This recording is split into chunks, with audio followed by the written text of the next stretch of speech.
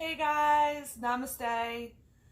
So a few things that I wanted to talk about. I had gone to a wedding over the weekend with my partner, and something that really just has been speaking out to me recently is commitment issues. I ended up talking to these younger kids, and we just talked about commitment issues and like the generations and differences and stuff like that. And I think I was trying to make some of it generational, and then I slowly realized that like really it's just personal. I struggle with commitment issues. I have abandonment issues, so I feel like that kind of like integrates. If you have abandonment issues, you generally tend to have commitment issues. I worry that people are always going to leave. And that's where practicing impermanence is really important, and understanding the importance of impermanence, that even though like I would like for something to last forever, and what my envisionment of lasting forever isn't realistic, that I'm going to die next to the person that I love. That may happen, but it may also not. Like understanding that it's okay for whatever is to be, that it's enjoying the experience. And that's difficult to accept from a day-to-day basis, especially for me. Like I would like to get married, but I also feel like getting married, that is a permanent thing. Like that is not something that you walk away from. That is not a relationship. You have to understand that it's to last forever. And so many of us just are so willing to give up. And everything takes work. Your career, your relationships, your friendships, your personal growth, it takes work. And I think we become lazy and just being like, well, there's several other fish in the sea, which that's one way to look at it. But I know for myself, and the way that I view and value a relationship and someone that I want to spend the rest of my life with, it's definitely somebody who is going to be vulnerable. And I think vulnerability is super important to be talking about, because we're now in this age where we think that it's not okay to be vulnerable. And I think it's actually been like that for a long time, that you're not supposed to cry, you're not to show weakness, and that's unacceptable. And it's sad, because that is part of your personal growth. Like part of your personal growth is being able to be vulnerable, being able to show weakness, being able to show people that like your true self. And that's terrifying. Even doing these videos, it's terrifying. And I think that's part of the reasons why I've backed away from it, because this is scary. I put myself out there. There are people that I know that I'm sure are judging and this, that, and the other. But if I base everything in my life off of what other people think and how I care about what other people think, I'm not going to get very far in life. And realizing that a lot of my success in life has been from not caring about what other people think of me, I have to get back there. And I know for myself, vulnerability is extremely difficult. And recently, especially this past week, it's really been my only outlet in being that I have to accept in being vulnerable. I'm trying to avoid that I'm feeling some type of way, because I already want to be there. So I'm trying to get outside of that. And realizing that the only way out is through. And I think even I tend to forget that. I think we all tend to forget that. And that's okay, but just coming back to reality and trying to remember that is super important. And in talking about commitment issues, I know it's different for everybody. And I know for myself, I value that I want to be with somebody who's going to stick through things with me, who's going to choose me, who's going to choose to fight with me. And I'm saying fight with me, not fight for me, fight with me. Because if I'm constantly putting up a battle that I'm testing people, which I have done in past relationships, and I would test you and test you and test you, eventually that person's going to break. And I would get in these relationships and I would break a lot of people because I was just constantly testing them. And especially when people don't know that they're being tested.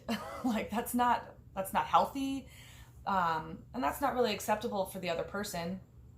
So realizing, that I have to step out and make sure that like when I'm doing something or I'm finding an aggravation in my partner's actions, is that because I'm testing them? Is that because of my commitment issues? And just trying to remember like it's a fault of my own, not theirs.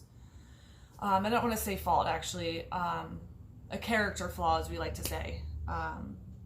And also realizing that this is something that I can work with. Like it doesn't have to necessarily be a bad thing. That it is helping me to understand my trust issues and working through that. And I think if you're mindful in knowing that, I think knowing that you have a commitment issue and helping your partner to understand what the commitment issue is, because I know for me, I always worry, like when I'm telling somebody like I have commitment issues, that they immediately think that I'm a cheater and that I just go out and that I cheat on people and whatever. And commitment issues don't necessarily mean that. A commitment issue, like for me, is just like worrying that the person isn't going to stay, worrying that it's me, that the reason why people don't stay is because of me, so that I will do anything, and then I ultimately end up sabotaging myself, and then I do like testing or certain things that gets that person to run. And yes, some people may have commitment issues and they do cheat. That is their way of dealing with it. That doesn't necessarily mean that that's what a commitment issue is, or that's what it entails. But I think as long as you're mindful and you're knowing, and you know what it is and your struggles and strengths with your commitment issue, I think it makes it easier to discuss that with your partner. And I think communication is a huge key. And so many people, like even me right now, I feel like I'm struggling with communication. I don't want to say certain things because I feel like I shouldn't have to. And I think, but that's also a part of being vulnerable. Now I'm realizing like that's just me not wanting to be vulnerable.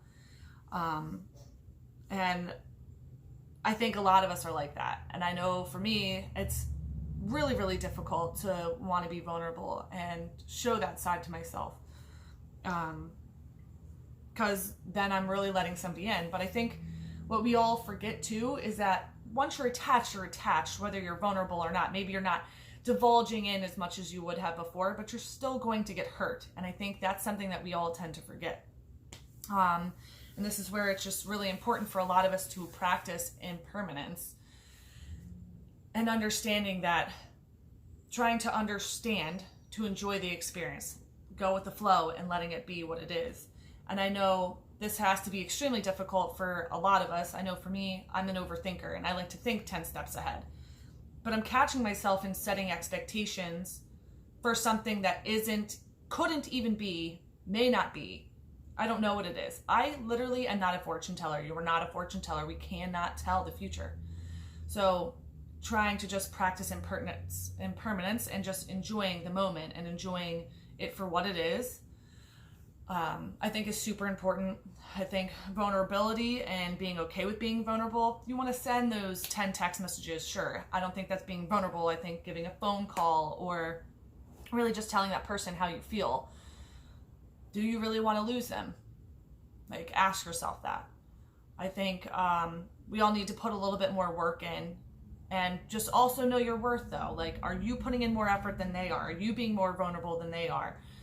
If those are things that you're seeing, then it's time for you to step out. And I think that's extremely important.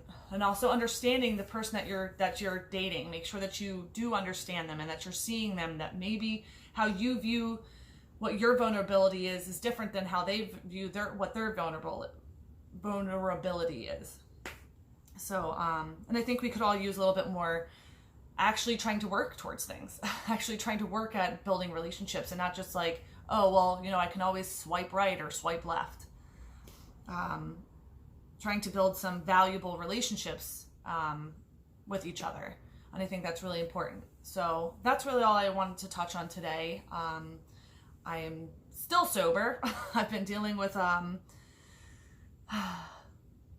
kind of seeing the waters being tested for myself. I have been wanting to drink.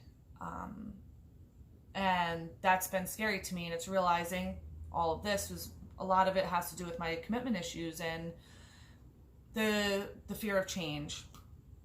And I think that's ultimately why I wanted to dabble in the poly lifestyle, that I felt like, oh, well, that will fix my commitment issues. And clearly it did not. It made it more apparent to me in so many different ways now that I'm dating monogamously, and seeing